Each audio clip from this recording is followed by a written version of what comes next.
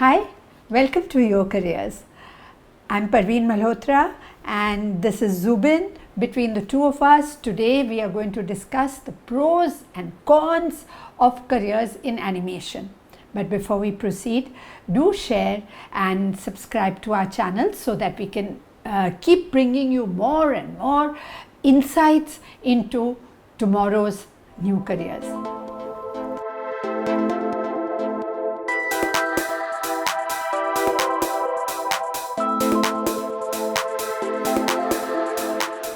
Today we are talking about animation. There is hardly a single Hollywood action film or Bollywood action film that does not have animation done in India. And not just films, we have games, we have web series, we have social media messages, we have advertisements, we have, and now with this pandemic, people are studying online. So much of e-learning has an animation component. So much of teaching in engineering or medicine uses animation. So animation is everywhere, and India is a hub for animation rendering and developing. Right. So now typically there are two ways of pursuing animation studies after school. One is that a student could opt for a diploma program along with any graduation course that they are doing, or they get into a full-time degree course in animation. Which is more preferable? How should a student choose which route to go?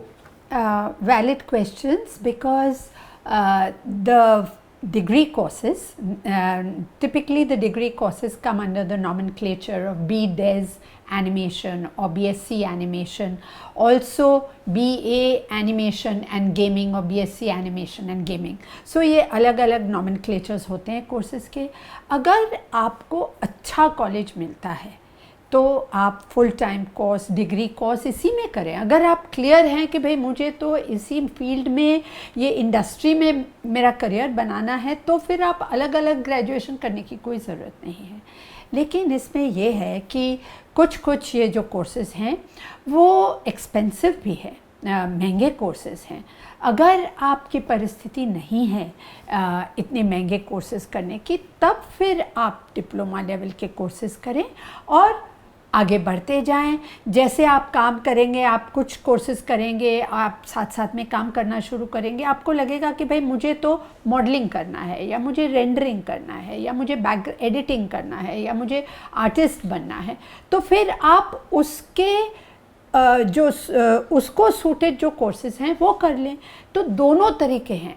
लेकिन जब आप job के लिए जाएंगे तब कोई नहीं पूछेगा कि भाई आपने डिग्री की है या डिप्लोमा किया है. हाँ, सर्टिफिकेट लेवल कोर्सेज अवॉइड कर सकते हैं तो करें. Okay. There is a perception that animation and multimedia fields like these are not very academically demanding fields or courses. And normally students who don't make it through other fields or other academic courses will tend to choose animation or design. Is that true? Do you agree? I don't agree. Because हर चीज़ में academic content होना ज़रूरी नहीं है. You know, this is a practical course. This is for creative people. People who can combine creativity with technical skills. You know, अब इसमें academic content, history of animation या history of art या history of gaming की कोई ज़रूरत नहीं है.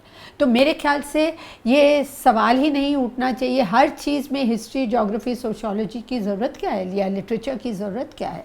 You know, सो अगर आप क्लियर हैं कि आपको इस फील्ड में जाना है, then this question of academic non academic does not arise. Yes, no learning goes waste. Nothing stops you from furnishing your mind and reading about topics, because जब आप स्टोरी बनाएंगे या कुछ करेंगे तो वहाँ यू कैन कनेक्ट. अगर आपको हिस्ट्री का कुछ नॉलेज है, या इसका है, कल्चर का है, या सोशियोलॉजी का है, कहानियाँ हैं, लिटरेचर है, तो आप वो एलिमेंट्स आपके लर्निंग से इसमें इनकॉर्पोरेट कर पाएंगे बस. पर टू से कि एकेडमिक को कंटेंट नहीं है इसलिए आपको ये नहीं करना चाहिए, नॉट नॉट एट ऑल। अगर आप ब्राइट स्टूडेंट हैं तो आप एक ब्रिलियंट एनिमेटर बनेंगे या गेम डिज़ाइनर बनेंगे। सो ज़रूरी नहीं है कि ब्राइट स्टूडेंट्स को सिर्फ एकेडमिक कोर्सेज करने चाहिए। At least that's what I think. 11वीं और 12वीं में कई स्कूल्स एनिमेशन और डिज़ाइन के एक ऑप्शनल सब्जेक्ट देते हैं, कई स्टूडेंट्स मैथ या कोई और सब्जेक्ट को ड्रॉप करके इसको लेते हैं, पर हर स्टूडेंट जो इसमें जाता है शायद 11वीं और 12वीं में उसने एनिमेशन नहीं लिया हुआ है। बिल्कुल। तो फिर क्या क्वालिटीज़ और क्या स्किल्स एक इंडिविजुअल में होने चाहिए जिससे वो कन्विंस हो कि हाँ अब मैं इसमें अपना ग्रेजुएशन की डिग्री इसी में ही करूँ? 2-3 तरीके हैं। आप, ये सिर्फ एनिमेशन की बात नहीं है, आप कोई भी करियर में जाते हैं तो सिर्फ उसका नाम या टाइटल पढ़ के आपको उस फील्ड की तरफ नहीं देखना है। सबसे पहले read up. Today without doing research you should not be doing anything. कोई, फिर वो करियर हो या कुछ भी हो, शादी भी करनी हो तो पहले आप रिसर्च करेंगे ना। आप जो भी सबसे पहले लड़की आ गई या लड़का आ गया, you are not going to say हाँ ये मेरे लिए ठीक है। तो कोई भी चीज़ के लिए हम रेस्टोरेंट में जाते हैं तो पूरा मेन्यू स्टडी करते हैं ना बिफोर ऑर्डरिंग इवन अ साइड डिश और अ मेन डिश और अ स्नैक और अ सूप। तो इसी तरह जब करियर की बात आती है हमें रिसर्च करना चाहिए कि भाई ये एनिमेशन मैंने सुना है, मेरे दोस्त के इस फील्ड में है, ये है, मैंने सुना है कि सैलरीज अच्छी हैं, गेमिंग इंडस्ट्री बूम करे, लेकिन मेरे लिए है कि नहीं। तो मेरे लिए है कि नहीं ये पता करने के लिए सबसे पहले तो आपको ये पता करना है कि इसमें चाहिए क्या। क्रिएटिविटी एनिमेशन में कहाँ चाहिए। अगर आप एक रेंडरिंग आर्टिस्ट हैं तो आपको क्रिएटिविटी नहीं चाहिए, लेकिन आप गेम डेवलपर हैं, स्क्रिप्ट डेवलपर हैं, आर्टिस्ट हैं, तो आपको क्रिएटिविटी चाहिए। सर्टेन अमाउंट ऑफ क्रिएटिविटी तो चाहिए ही चाहिए, नहीं तो आप इस फील्ड में सोचेंगे भी नहीं। तो क्रिएटिविटी एक चीज़ है, लेकिन इट इज़ नॉट इनफ। सिर्फ अगर आपको ड्राइंग और पेंटिंग आता है that is not enough, because this is a technical field. आपको अलग अलग सॉफ्टवेयर की नॉलेज होनी चाहिए, उसको कैसे यूज़ करना, उसके परम्यूटेशन कॉम्बिनेशंस कैसे वर्क करना, ये सब भी। तो टेक्निकल आपकी एक बेंच साथ साथ में होनी बहुत ज़रूरी है। तीसरी जो बहुत इम्पॉर्टेंट बात है एनिमेशन में वो है कंसंट्रेशन और पेशेंस। ये 2 क्वालिटीज़ आप में होनी है, क्योंकि एक कैरेक्टर को इधर से इधर स्क्रीन के ऊपर से नीचे कूदते हुए शायद आपको घंटे लग जाएंगे उसको वो रेंडर करने में, है ना। तो पेशेंस होनी चाहिए। इट्स नॉट एज इफ कि आपने क्लिक कर दिया और वो हो गया, क्लिक कर दिया हो गया, नहीं। सो आप रिसर्च करें। जो लोग, अगर आपके दोस्त हैं या कोई भी है जो एनिमेशन के फील्ड में है, उनको जाके ऑब्ज़र्व करें, उनसे बात करें, उनसे पूछें कि उनकी सुबह से लेके शाम तक दिनचर्या क्या रहती है इस फील्ड में। और फिर अगर आपको लगता है कि हाँ ये काम not only can I do for 1 day or 1 week or 1 month, but at least for the next 10, 15, 20 years of my life, तब फिर you move towards this. Animation जैसी फील्ड में is it enough just to do a good undergraduate level और a bachelor's level programme, कि do you have to study even more after? मुझे लगता है कि if you have done a bachelor's level programme, if you have done a BDes और a BSc in animation and design, that is sufficient to get you started. लेकिन एक point जो मैं आपके पहले सवाल में बोलना भूल गई, वो एक बहुत इम्पॉर्टेंट पॉइंट ये है कि जो इंस्टीट्यूट है आपको वो देखना है, डिग्री नहीं देखनी है। Institute must be a recognised reputed institute for animation और डिज़ाइन। ये बहुत ज़रूरी है, नहीं तो वो आपको थियोरी सिखाएंगे विच इज़ आउटडेटेड। जो फैकल्टी है, फिर वो डिप्लोमा कोर्स हो या डिग्री वाला कोर्स हो, faculty must be people who have worked in production in the industry. They should not be teaching you just, you know, कि ये सॉफ्टवेयर कैसे यूज़ करना है, वो सॉफ्टवेयर कैसे यूज़ करना है। They should be people who have worked in the industry. तो यहाँ ब्रांड नेम इंस्टीट्यूशंस का रोल ज़रूर है। इट इज़ नॉट कि आपको एक बैकग्राउंड में बैचलर्स डिग्री चाहिए तो कोई भी चल जाएगी, नहीं।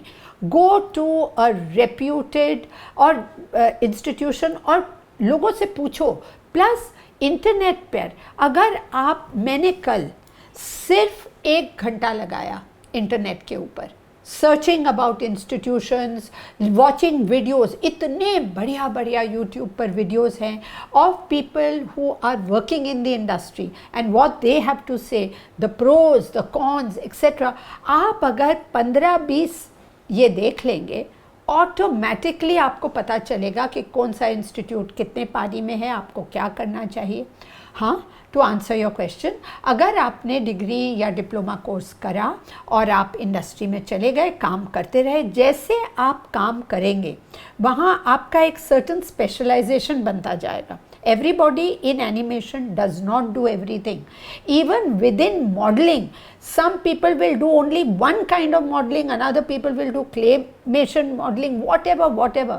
तो आप उसी में आप फर्दर चलेंगे। अब उसमें अगर नया कोर्स आएगा तो in the course of your work आप वो नया सॉफ्टवेयर, नया कोर्स ऑटोमेटिकली इम्बाइब कर लेंगे। Suppose a student is not very sure but is interested in doing this. हाँ, Then what is the advice to them alongside their graduation? Should they be looking at doing small modular certificate and diploma courses to get a taste? I think बहुत अच्छा idea होगा।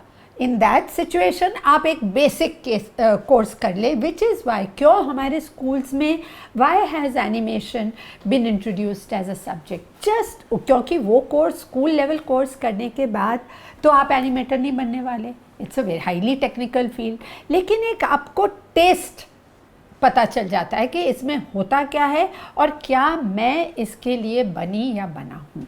तो in that kind of situation 2 चीज़ करें, या तो आप छोटा सा कोई बेसिक एलिमेंट्री कोर्स कर लें, और ना तो कोई भी एनिमेटर ढूंढे और जाकर उसके बस while that animator is working आप बस एक like you know fly on the wall, just sit and watch what that person is doing, you know, consistently for 4 to 5 hours. That is the best way to get an idea कि मुझे इसमें आगे जाना है कि नहीं। मान लीजिए स्टूडेंट ने कोर्स अपना कर लिया है and has started working. What would be a typical career path for them 5 to 7 years forward? पहले तो आप you will start maybe as आप जब जाएंगे इंटरव्यू, कंपनी जब आपको हायर करेगी, क्योंकि 2 चीज़ होती है, जब आप पास आउट होते हैं ना कोर्स में से, तो आप शो रील बनाते हैं अपना। शो रील अगर आपके पास नहीं है तो आप कोई भी कंपनी में एंटर भी नहीं कर सकते। आपका calling card is your show reel, not your degree, not your diploma, not your institute. You know, हाँ, इंस्टीट्यूट के तरफ से गए हैं तो वो कंपनी को पता है कि भाई हमने पहले भी इस इंस्टीट्यूट से लिए हुए हैं लोग और काफ़ी अच्छे हैं, तो एक थोड़ा सा सरल हो जाता है आपके लिए। लेकिन आपका जो शो रील है, यानी कि जब आप कोर्स कर रहे होते हैं तो जो भी आपने कुछ अच्छा किया उसको आप कलेक्ट करें, और लंबा चौड़ा शो रील नहीं बनाना है। मैक्सिमम 1 मिनट का show reel is sufficient, pen drive पे डाल के आप ले जाएं, तो वो एक होना चाहिए। और जब आप कंपनी में जाएंगे तो आपको एक मशीन टेस्ट देंगे, क्योंकि शो रील तो आपने किसी से टिप के भी बनाया हो सकता है, तो वो आपको मशीन टेस्ट देंगे। They will give your task and then they will tell you कि भाई हमें अभी कंपोजिटर्स की नीड है, या मॉडलर्स की नीड है, या रोटो वालों की नीड है, या रेंडरिंग आर्टिस्ट की नीड है, या बैकग्राउंड एडिटर की नीड है, या लाइटिंग एडिटर की नीड है, या बहुत सारे इसमें एलिमेंट्स होते हैं, स्टोरी बोर्डिंग वगैरह होता है, तो आपको वो दिया जाएगा। अगर आप उसमें अच्छा करते हैं तो आप प्रोग्रेस करेंगे, आपको लगता है कि ये मेरे से नहीं हो रहा है, you will move to something else. चलिए, आपने बहुत इन्फॉर्मेशन दिया, बहुत टर्म्स भी दिए। मैं इनकरेज करूँगा जो स्टूडेंट्स हैं और पेरेंट्स, वो ज़रूर इनको जाके इस टॉपिक के बारे में जाके ज़्यादा पढ़ें, पता करें कि ये डिफरेंट एलिमेंट्स और प्रोसेसेस क्या होते हैं एनिमेशन और मल्टीमीडिया में। Thank you so much. I hope you enjoyed this video. Please subscribe and like to this channel, as you will get updates as and when we create new videos and post them. Wishing you the very best of luck. This video was brought to you courtesy Banav Rachna University.